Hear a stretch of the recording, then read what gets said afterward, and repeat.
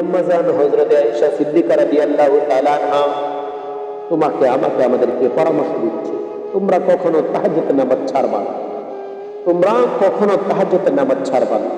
আর আমরা কি করি? ওয়াক্তের নামাজই পড়ি না।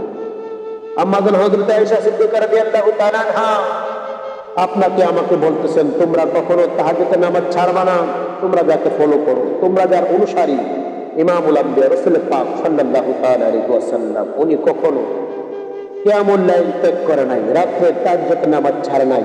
উনি যদি নিজেকে অসুস্থ বোধ মনে করতেন অথবা ক্লান্তি চলে আসতো, উনি বসে হলে আদায় করতেন, উনি তাহাজ্জুদের নামাজ ছাড়ে নাই। আর আমরা ওই নবীজিকে ফলো করার পরেও আমরা ওয়াক্তের নামাজ পড়ি না। নবীজি বলেন, আমার সমস্ত উম্মত জান্নাতে যাবে ইল্লা মান আবা, যে ব্যক্তি আমাকে অস্বীকার করেছে, যে ব্যক্তি আমাকে ফলো করে নাই, ওই ব্যক্তি ব্যতীত। আল্লাহ পাক রব্বুল আলামিন আপনাকে আমাকে রাসূল পাক সাল্লাল্লাহু তাআলা আলাইহি সাল্লামের খাঁটি প্রেমিক নবীজিকে ইত্তেবা করার তৌফিক দান করুন।